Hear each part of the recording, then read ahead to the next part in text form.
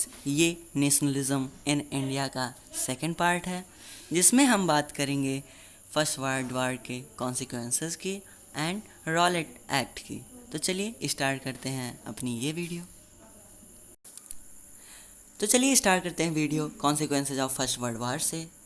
आप लोग जानते ही हैं वर्ल्ड वार चल रहा था, ब्रिटेन उसमें अपना पार्टिसिपेट किया था और British government was under kept due to the war loan. और ब्रिटिश गवर्नमेंट बहुत ही ज़्यादा कर्ज में आ गया था वार लोन की वजह से, क्योंकि उसने वार के लिए लोन लिए थे। तो इसलिए यहाँ कॉलोनियल गवर्नमेंट जो कि इंडिया पर थी, उसने यहाँ के लोगों पर रेज टैक्सेस कर को बढ़ा दिया। Custom duties increase. Custom duties का यहाँ मतलब है फॉरेन गुड्स जो यहाँ पे आते हैं, जिसे मर्चेंट बेचते हैं, उसे कहते हैं कस्टम ड्यूटीज़। यहाँ पे कस्टम ड्यूटीज़ का मतलब टैक्सेस से है, इसको भी बढ़ा दिया गया। इंट्रोड्यूस ऑफ इनकम टैक्स, और आय कर को भी इंट्रोड्यूस किया गया था। आपको बता दें, आयकर इसके पहले नहीं लिया जाता था, उसको भी इंट्रोड्यूस किया गया था, इसलिए कि जितना से ज़्यादा हो सके उतना टैक्स यहाँ के लोगों से लिया जाए। फोर्थ पॉइंट है prices of the commodities increase. हर एक वस्तु की प्राइस बढ़ रही थी because of high demand. High demand क्यों था? हाई डिमांड इसलिए था क्योंकि उस ईयर एपिडेमिक आया था। लास्ट पॉइंट है फोर्स रिक्रूटमेंट। ये एक नया शब्द है, चलिए जानते हैं इसके बारे में। तो चलिए इसके डिफिनेशन की तरफ चलते हैं। A process by which the people are force to join the army by the colonial state.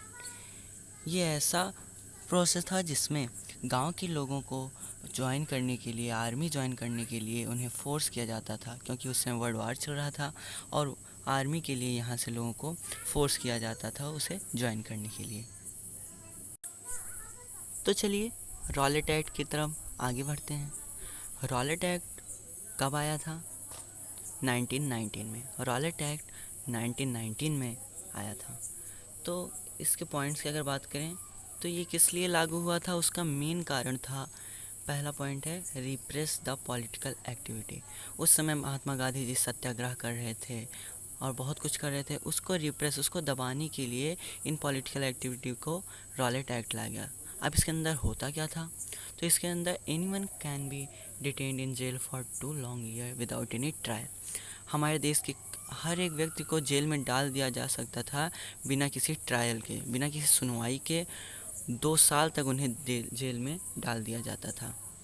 इसके बदले में गांधी जी ने इसको अपोज करने के लिए, इस अनजस्ट लॉ को, एक हड़ताल रखा था 6 अप्रैल को। इस हड़ताल को देखते हुए वहाँ की गवर्नमेंट ने मार्शल लॉ को लागू कर दिया था। मार्शल लॉ का कमान उस समय जनरल डायर संभाल रहे थे। यहाँ पे मार्शल लॉ एक नया शब्द है, इसका मतलब अगर देखें तो मार्शल लॉ का मतलब होता है मिलिट्री पावर। मिलिट्री उस समय शासन में आ जाती है। मिलिट्री उस समय जनरल डायर के हाथों में थी, तो जनरल डायर ने कमान संभाल लिया। अब आगे जनरल डायर ने इसको दबाने के लिए क्या किया, तो इसमें उन्होंने जलियांवाला बाग हत्याकांड हुआ था, जिसको हम देखेंगे अगले एपिसोड में। तब तक के लिए बाय बाय, मिलेंगे अगले एपिसोड में।